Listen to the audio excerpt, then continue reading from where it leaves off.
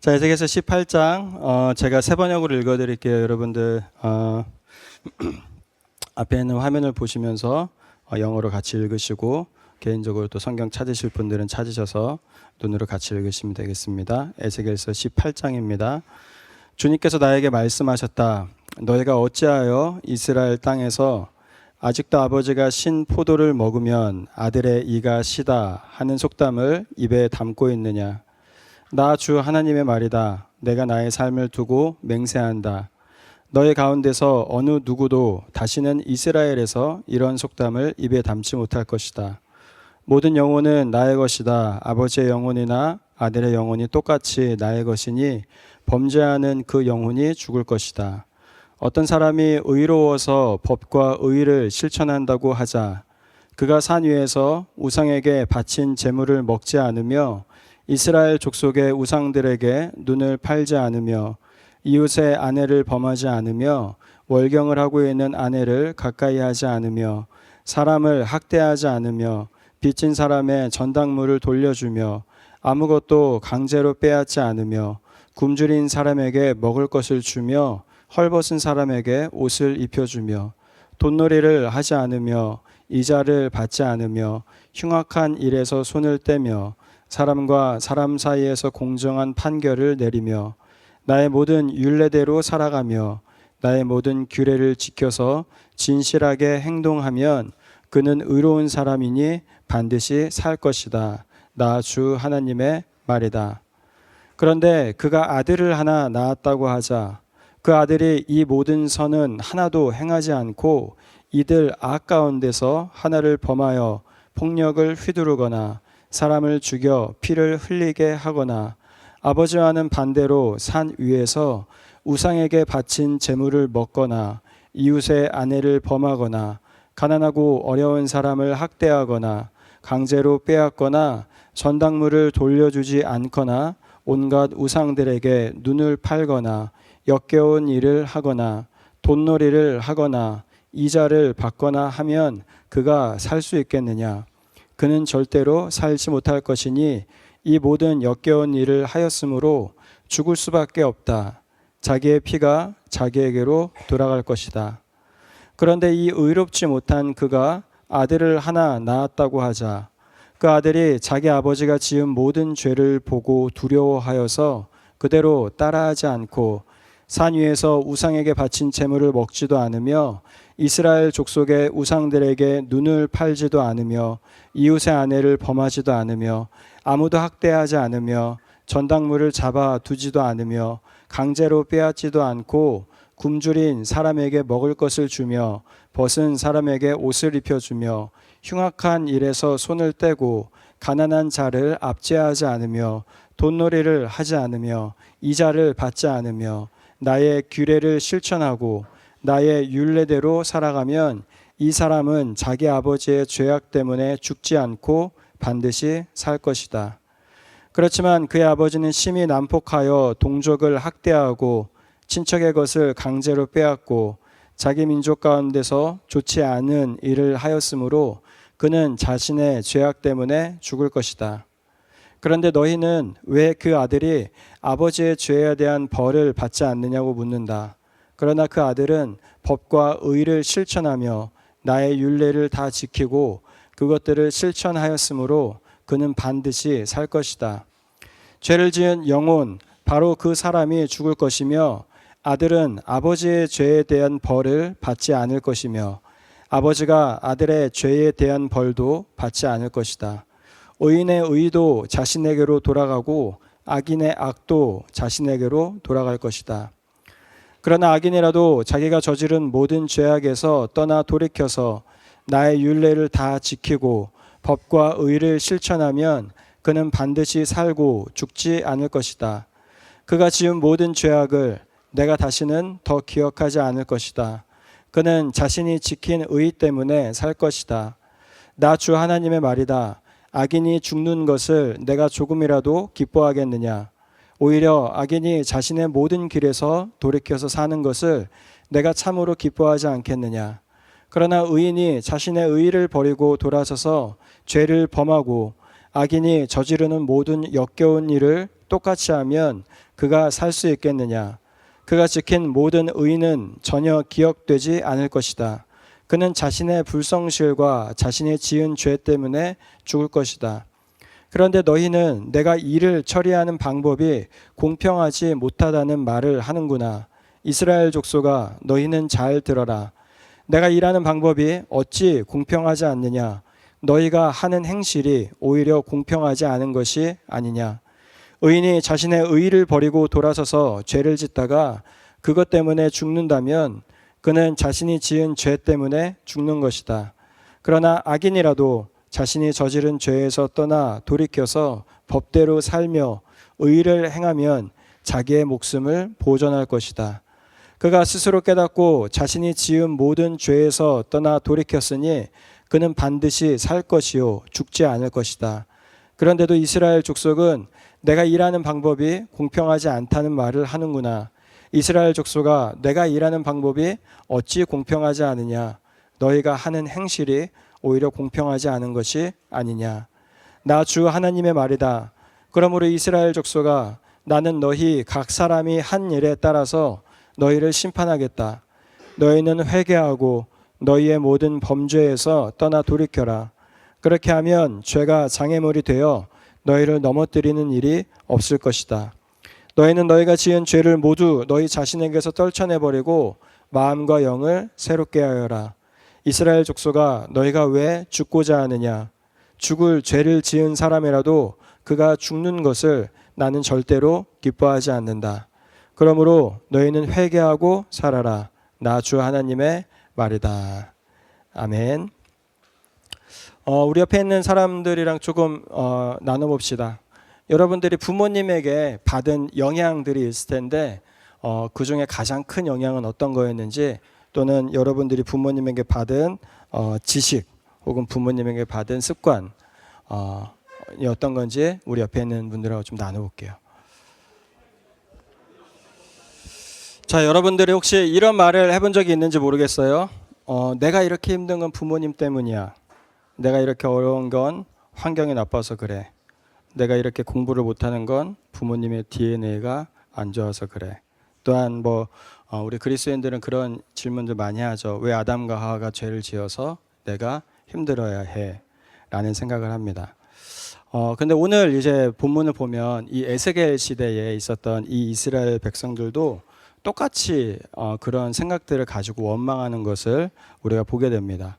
그것이 바로 2절 말씀에 나와 있어요. 한국말로는 이렇게 되어 있어요. 아버지가 신 포도를 먹었으므로 그의 아들의 이가 시다. The parents eat sour grapes and the children's teeth are set on edge라는 말이에요. 여러분, 왜 아버지가 신 포도를 먹었는데 아버지의 이빨이 셔야지 왜 자신에게 이빨이 십니까?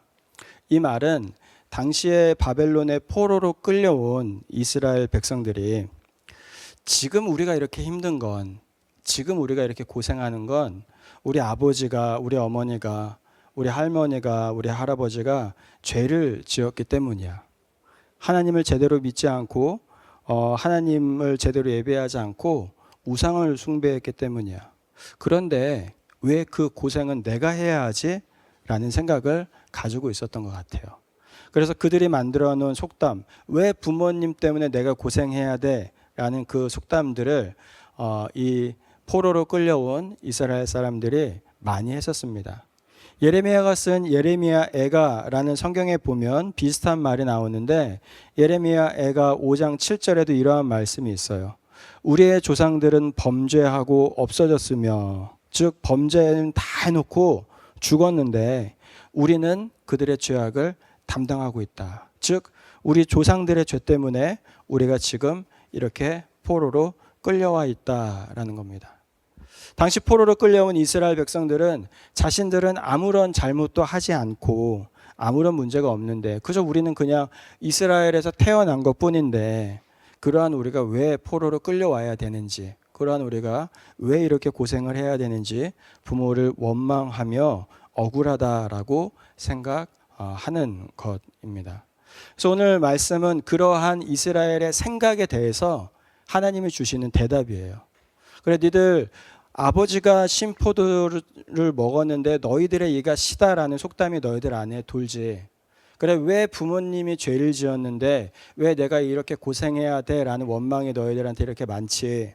거기에 대해서 내가 어떻게 생각하는지 너희들에게 대답해 줄게라는 게 바로 이 에스겔서 18장의 말씀이다라는 거예요. 그래서 오늘 본문을 통해서 이 질문에 대해서 하나님은 어떻게 답을 하고 계시는지 우리가 좀 찾아보도록 하겠습니다. 자, 먼저 우리 이 4절부터 18절까지 보면 하나님이 그동안 이 세상을 통치하실 때에 어떠한 방법으로 통치해 오셨는지를 말씀해요. 그래서 4절을 보면 하나님이 이렇게 말씀하십니다. 모든 영혼이 다 내게 속한지라. 아버지의 영혼이 내게 속함 같이 그의 아들의 영혼도 내게 속하였나니 범죄하는 그 영혼은 죽으리라. For everyone belongs to me, the parents as well as the child. Both alike belong to me. The one who sins is the one who will die라는 말씀이에요. 하나님의 대답은 모든 사람이 개별적으로 하나님께 속해 있다라는 겁니다. 개별적으로 하나님 앞에 판단을 받는다라는 거죠. 그래서 사람들 중 누구도 다른 사람들 때문에 벌을 받거나 다른 사람들 때문에 심판을 받는 사람은 없다라는 거예요. 쉽게 얘기하면 네 인생은 네 거야 라고 지금 하나님이 말씀하시는 거예요. 네 인생을 어떻게 살았는지, 네 인생을 어떻게 판단할지는 네가 어떻게 했는지를 가지고 내가 평가할 거야 라고 말씀하고 계신다라는 겁니다. 물론 우리의 삶은 주변 사람들의 영향을 받기는 합니다. 그래서 우리를 키운 부모님의 성격이 어떤 성격인지, 우리를 키우신 부모님들이 어떠한 능력을 가지고 계시는지, 또한 여러분들이 호주에서 자랐는지 아니면 한국에서 자랐는지에 따라 우리는 여러 영향들을 받으면서 살아가기 때문에 다르게 자라나기는 합니다. 하지만 그럼에도 불구하고 하나님이 그 사람들을 심판하실 때에, 그 사람을 평가하실 때에 부모의 믿음, 부모의 신앙, 부모의 선택을 가지고 그 사람을 심판하시는 것이 아니라 나의 믿음, 나의 삶, 그리고 나의 결정을 가지고 우리를 평가하신다라는 거예요. 그래서 여러분들 아담과 하와로 인해 생긴 죄의 문제는 여러분 단순히 나는 엄청 착한데 아담과 하와가 죄를 지어서 우리가 하나님 앞에서 죄인이 되는 게 아닙니다. 물론 아담과 하와가 가지고 있는 특별한 역할이 있기는 해요. 그거는 이 아담과 하와가 가지고 있는 어떤 대표성의 원칙이에요. 그래서 이 아담과 하와가 모든 인류를 대표해서 하나님과 약속을 했어요. 그런데 그 아담과 하와가 모든 인류를 대표해서 그 약속을 깨므로 인하여서 이 세상에 죄가 들어오는 것은 맞아요. 예를 들면 이런 거죠. 지금 이 트럼프가 이제 전 세계 이 세금 문제 때문에 막 이슈를 일으키잖아요. 그래서 한국도 트럼프랑 협상을 하고 일본이든지 호주라든지 협상을 하죠. 그런데 그 협상에 호주의 모든 국민들이 갑니까? 그렇지 않죠. 호주의 대표 총리가 가요. 그리고 총리가 트럼프랑 협상을 해요. 대표로서, 호주의 대표로서. 그래서 그 대표로서 총리와 트럼프가 협상을 하면 그게 호주 전체 국민에게 적용이 되죠. 예를 들어 한국 대통령이 미국 대통령과 만나서 어떤 이야기를 결정을 해요. 그래서 거기서 사인을 하면 대한민국에 있는 모든 백성들이 그 영향 안에 들어가는 거예요. 그러니까 아담과 하와는 그런 역할을 하는 사람들이기는 해요. 그래서 아담의 이 뜻이 인류 혹은 사람이라는 뜻이거든요. 그래서 이 아담이라는 이름이 두 개의 레이어가 있는데 하나는 히스토리컬한 아담, 그러니까 개인으로서의 아담의 역할이 있고 동시에 인류의 대표로서의 아담의 역할이 있어요. 그래서 이 인류의 대표로서 아담이 하나님과의 약속을 깨서 모든 인류 가운데 죄가 들어온 건 맞지만 그런데 그럼에도 불구하고 그 죄를 알고 있는 여러분들이 아담이 틀렸다라는 것을 알면서도 여러분들이 계속 죄를 짓고 있잖아요. 여러분들이 아담과 하와의 이야기를 분명하게 성경을 통해서 읽고 있잖아요. 그렇죠? 그리고 그걸 통해서 무엇이 죄인지 우리는 분명하게 알고 있어요. 그런데 그럼에도 불구하고 여러분들은 죄를 안 짓고 있습니까? 아니면 죄를 짓고 있습니까? 우리는 그것을 알면서도 죄를 여전히 짓고 있죠. 그러니까 아담과 하와 때문에 나는 착한데, 나는 의로운데, 아담과 하와 때문에 우리가 심판받는 게 아니라, 물론 아담과 하와가 우리의 대표로서 한 잘못은 있지만 동시에 저와 여러분들이 하나님 앞에서 죄를 지었기 때문에 심판을 받게 되는 거죠. 물론 여러분들에게 여러 번 설명한 것처럼 나는 죄를 짓지 않았다라고 생각할 수 있습니다. 그런데 여러분이 죄라는 거는 몇 번 얘기해 준 것처럼 리걸한 텀이 아니에요. 법적으로 네가 법적으로 옳았느냐 틀렸느냐가 아니에요. 물론 하나님이 거룩하신 분이기 때문에 하나님을 어기는 것은 법적으로 대부분 틀리는 일을 하는 게 맞기는 해요. 그런데 이 죄라는 이 단어는 릴레이셔널한 텀이에요. 하나님이 이 세상을 만드셨는데, 그리고 그 하나님이 여러분들을 만드셨는데, 그리고 그 하나님이 여러분들을 축복하셨는데, 그 하나님을 창조주로 인정하지 않고, 그 하나님을 예배하지 않고, 그 하나님을께 순종하지 않는 것, 그게 뭐예요? 본질적으로 죄예요. 의도적으로, 의지적으로 하나님에게 독립한 상태를 바로 죄라고 이야기하는 거예요. 쉽게 얘기하면 이런 거죠. 여러분들의 부모님이 여러분들을 낳아줬어요. 여러분들의 부모님이 여러분들을 키워줬어요. 그런데 그 부모님께 감사해야 하지 않고, 그 부모님을 사랑하지 않고, 그 부모님을 부모로 여기지 않는 것, 그게 성경적인 죄라는 거예요. 그러다 보니까 그 하나님과의 관계가 깨진 사람들은 결국 어떻게 됩니까? 이 하나님이 원하시는 옳은 일들을 할 수 없게 되는 거죠. 그러다 보니까 도덕적으로 우리가 생각하는 잘못들을 하죠. 그리고 그러다 보니까 뭐가 생겨요? 사람들과의 관계가 깨져요. 그래서 모든 사람들에게는 하나님과의 관계가 깨진 죄가 있기 때문에 우리가 모든 사람들을 제대로 사랑할 수 없는 그러한 사람들이 되죠. 그리고 동시에 모든 자연과의 관계가 깨지기에 우리가 참되게 자연을 사랑하거나 참되게 자연을 돌볼 수 있는 능력을 잃어버리게 되는 겁니다. 그래서 여러분들이 이제 이게 우리가 에스겔서 묵상이 끝나면 다음에 로마서를 이제 묵상하게 될 건데, 로마서에 가면 righteous, 의라는 여러분들이 컨셉을 보면 이 릴레이션십이 회복되는 게 의인이에요.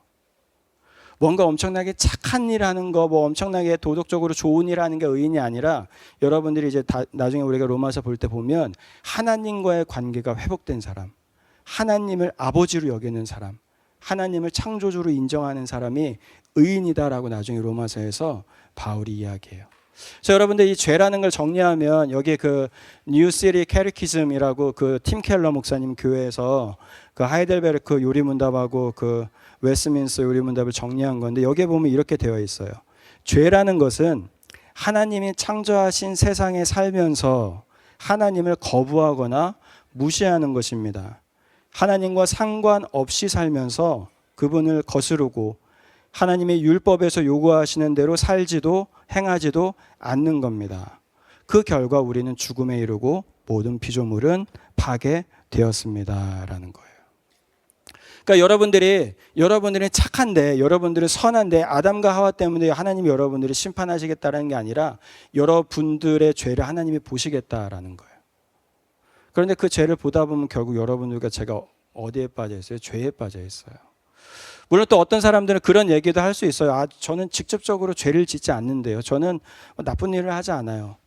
여러 번 설명한 것처럼 여러분들이 살아가는 것 자체가 죄예요. 제가 이거를 곰곰이 묵상하면서 정말 참 그렇구나라는 생각을 깊게 하게 돼요. 여러분들 소고기 좋아하시죠? 여러분 소를 많이 먹으면 무슨 일이 생겨요? 이산화탄소가 많이 배출되죠. 그리고 이산화탄소가 많이 배출되면 어떻게 돼요? 지금 서부 호주에 산호초가 한 1,500km가 쭉 이렇게 죽어간대요. 이제 온난화 때문에 물이 따뜻해져서. 그 여러분들이 지금 그걸 죽이고 있는 거잖아요, 그렇죠? 소고기 먹어서. 아보카도도 그렇다며. 정확히 모르겠는데 아보카도가 그렇게 환경을 오염시킨다며, 여러분. 지금 여러분들이 오늘 사 먹은 그 플라스틱, 그 커피에 있는 그 뚜껑 하나가 지금 그렇게 만드는 거 아닙니까? 여러분들이 뭔가 얻으면 얻을수록 누군가는 뭔가 잃어가잖아요. 여러분들이 뭔가 가지면 가질수록 누군가는 뭔가 더 없어지잖아요. 그러니까 참 우리가 이 죄라는 거, 다른 사람한테 피해를 주는 걸로부터 인간이라는 존재는 그냥 사는 것 자체가 문제구나. 그냥 이 죄라는 거로부터 도저히 헤어나올 수 없구나라는 거를 절실히 깨닫게 돼요. 근데 그러한 죄를 하나님이 개별적으로 판단하시겠다는 거예요. 개별적으로. 누구 때문에, 부모 때문에, 친구 때문에, 이웃 때문에 그런 게 아니라 하나님이 개별적으로 판단하시겠다는 거예요. 그래서 그 예가, 이그젬플이 이제 5절부터 18절까지의 말씀에 나와요. 먼저 5절은 이야기하죠. 의로운 사람이 있을 때 하나님이 어떻게 다루시겠느냐. 하나님이 그를 축복하시겠다라고 이야기해요. 그런데 10절부터 13절에 그 의로운 사람이 의롭지 않은 아들을 낳았을 때, 자식을 낳았을 때 하나님이 이 자녀를 어떻게 대하시겠느냐. 하나님이 심판하시겠다라고 말씀하세요. 세 번째로 그 14절부터 18절에 보면 이 의로운 사람이 낳은 죄 지은 아들이 다시 아들을 낳았는데 이 아들이 아빠의 잘못을 보고 회개하여 하나님 앞에 의로운 사람으로서 살아갈 때 하나님이 어떻게 하시겠느냐. 이 사람을 하나님이 축복하시겠다라고 말씀하세요. 아빠가 의롭느냐, 엄마가 의롭느냐, 엄마가 죄인이냐, 아빠가 죄인이냐와 상관없이 하나님이 그 사람의 믿음과 그 사람의 신앙과 그 사람이 한 행동과 그 사람이 한 삶을 보면서 그 사람을 평가하시겠다라는 거예요. 그래서 의인이라도 그 자녀들이, 그 가족들이 하나님 앞에 죄를 지으면 하나님이 심판하고, 죄인이라도 하나님 앞에 돌아오면 하나님이 다시 받아주시고, 그래서 이어지는 19절부터 24절은 그런 이야기를 계속해요. 의인이라도 죄 지으면 하나님이 심판할 거야. 죄인이라도 회개하면 하나님이 받아줄 거야. 그때마다 개별적으로 하나님이 정확하게 판단하시겠다라고 말씀하시는 거예요. 근데 여러분, 지금 문제가 뭐냐면 이스라엘이에요. 이스라엘. 하나님은 정확하게 하고 계시는데 지금 이스라엘이 어떤 생각을 해요? 나는 정확한데, 나는 정의로운데, 나는 잘하고 있는데, 나는 깨끗하게 하고 있는데, 나는 아무런 죄가 없는데 하나님이 불공평하셔서, 하나님이 정의롭지 않으셔서, 하나님이 정확하게 평가하지 않으셔서 그래서 내가 이렇게 힘든 거야. 그래서 우리가 이렇게 어려운 거야. 그래서 우리가 이렇게 고통받는 거야 라는 생각을 한다라는 거예요. 그래서 25절과 29절에 하나님이 이렇게 말씀하세요. 그런데 너희는 내가 일을 처리하는 방법이 공평하지 못하다는 말을 하는구나. 이스라엘 족속아, 너희는 잘 들어라. 내가 일하는 방법이 어찌 공평하지 않으냐. 너희가 하는 행실이 오히려 공평하지 않은 것이 아니냐라고 말씀하세요. 나는 정확하게 그 사람의 죄와 그 사람의 행실을 보면서 판단하는데 오히려 니들이 죄를 지어놓고 그 죄를 부모에게 다 떠넘기고 마치 나는 아무것도 하지 않은 것처럼, 마치 나는 의인인 것처럼 그렇게 행동하는 너희들이 더 잘못된 거 아니냐라고 말씀하시는 거예요. 그러면서 그들의 태도를 하나님이 지적하시는 겁니다. 여러분, 근데 그러한 태도를 가지면 놓치게 되는 게 하나 있어요. 그러한 태도. 즉, 나에게 생긴 문제가 나 때문에 생긴 게 아니라 부모님 때문이야. 나에게 생긴 문제가 나 때문에 생긴 게 아니라 다른 사람 때문이야. 나에게 생긴 문제가 나 때문이 아니라 환경 때문이야 라고 계속 핑계를 대고 계속 원망을 하는 사람의 태도를 가지고 있는 사람들이 놓치게 되는 게 한 가지인데, 그게 어떤 거냐면 회개예요. 회개. 왜요? 저 사람 때문에 일어난 일이니까. 나는 깨끗한데, 나는 착한데, 나는 의로운데 우리 부모님이 실수해서 내가 이 일을 하는 거니까. 세상이 더러워서 나한테 이런 일이 생기는 거니까. 세상이 악해서 나에게 이런 일이 생기는 거니까. 저 사람이 실수해서 저 사람 때문에 나에게 이러한 어려움이 생기는 거니까 그러한 태도를 가지고 있는 사람들은 결코 회개하지 못해요. 그러니까 내 문제인데, 내가 해결해야 되는데, 내가 고쳐야 되는데, 내가 극복해야 되는데 계속 남 탓하고 다른 사람의 문제를 삼고 다른 사람의 이야기를 꺼내면서 계속 그 기회를 놓치는 거죠. 여러분, 이 세상에는 운명론이라는 게 있어요. 파탈리즘이라고 얘기하던데 운명론이라는 게 있어요. 운명론이라는 건 여러분들의 운명이 결정되어 있다라는 거예요. 제가 그 운명론에 대해서 우리 GPT님께 좀 물어보니까 꽤 여러 군데 이 운명론이 있더라고요. 우리가 알고 있는 부디즘이라든지 힌두이즘에서 믿고 있는 게 뭡니까? 운명론이죠. 그래서 네가 지금 사람으로 태어난 건 그나마 네가 전생에서, 즉 이 태어나기 전에 조금 착한 일을 해서 태어난 거야. 그나마 그리고 네가 지금 이렇게 예를 들어 뭐 가난하게 태어난 건 네가 이 전의 삶에서 나쁜 일을 많이 했기 때문인 거야 라는 이야기를 하죠. 그러니까 이 힌두이즘에서 믿는 카스트 제도라는 걸 보면 제일 밑에 있는 사람들이 뭐를 안 해요? 컴플레인을 안 해요. 왜요? 내 운명은 이미 태어나기 전부터 정해져 있으니까. 내가 전에 살아갈 때 실수를 많이 해서 지금 그거를 받아들여야 되니까. 그게 불교도 마찬가지예요, 여러분. 그러다 보니까 이 세상에서 많은 종교들이 그런 것들을 가지고 있어요. 무슬림도 알라의 뜻이다, 알라가 모든 것을 다 결정한다라고 이야기하고, 그리스 로마 시대에도 그러한 생각들이 있고 중국에도 그러한 생각들이 있어요. 근데 하나님은 신기하게 여러분들에게 운명을 얘기하지 않아요. 여러분들의 부모님에 의해서, 여러분들의 가족들에 의해서 여러분들의 운명이 결정되어 있다라고 이야기하지 않아요.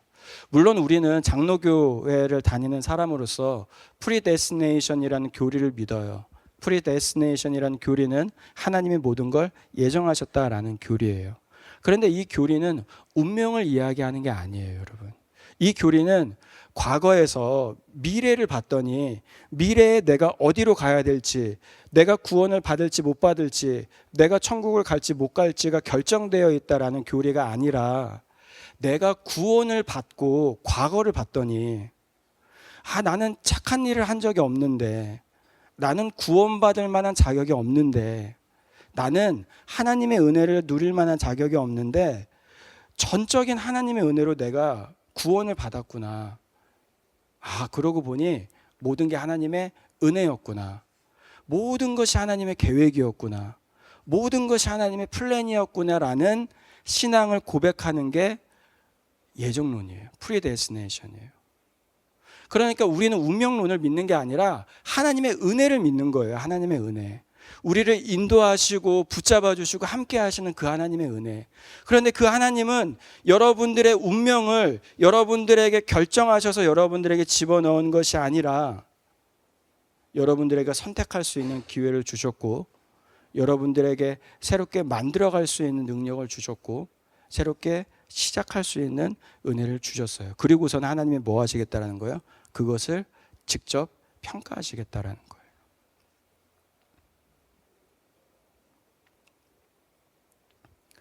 그래서 여러분, 우리가 세상을 살아가다 보면 참 억울할 때가 있죠. 누구는 좋은 가정에서, 좋은 집에서, 부자의 부모님 밑에서 태어나서, 그래서 힘들고 어려울 때, 그럴 때가 있어요. 힘든 시간을 경험할 때, 또 누구는 너무 가난한 집에 태어나서 공부도 잘하고 똑똑한데 그 사람의 능력은 인정받지 못하고 결국 평생을 고생하면서 그렇게 살아가는 사람들도 있어요. 그런데 말씀은 뭐라 그러냐면, 하나님은 여러분들에게 공정하게 대하시겠다라고 말씀하세요. 정확하게 대하시겠다고, 공평하게 대하시겠다고. 그래서 30절과 32절에 보면 여러분, 하나님이 여러분들과 저에게 주시는 말씀이에요. 하나님이 결론적으로 이렇게 이야기하세요. 나 주 하나님의 말이다. 그러므로 이스라엘 족속아, 나는 너희 각 사람이 한 일에 따라서 너희를 심판하겠다.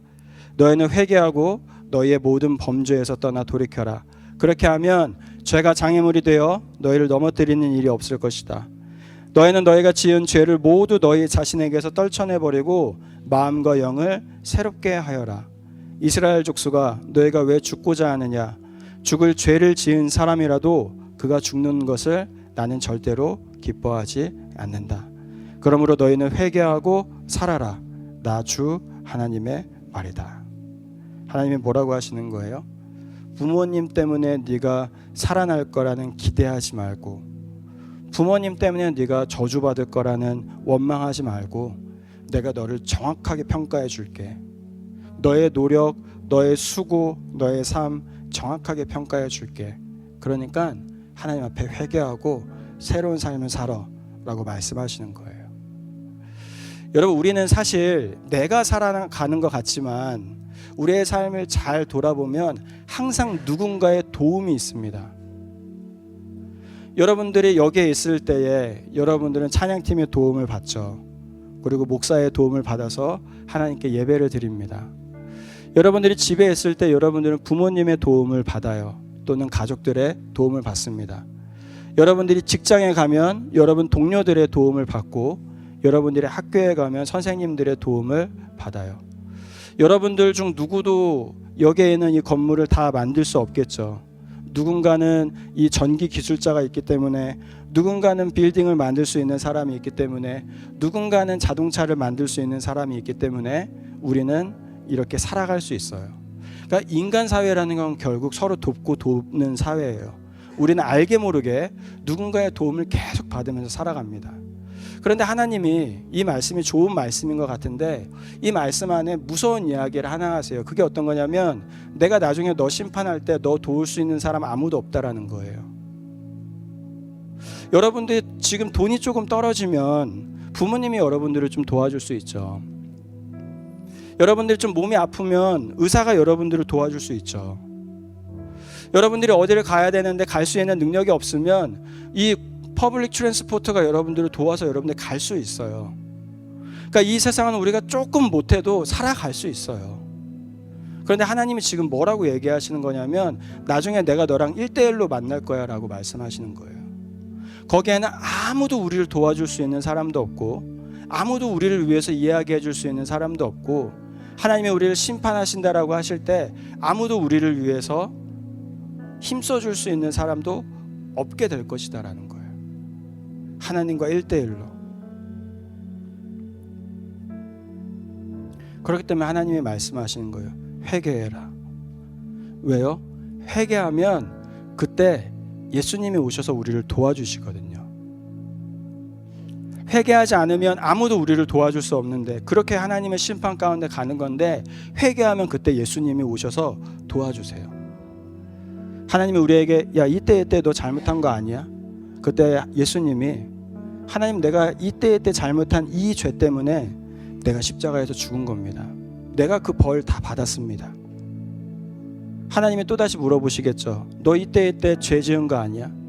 예수님이 또 커버해 주시는 거예요. 내가 그것 때문에 죽었습니다.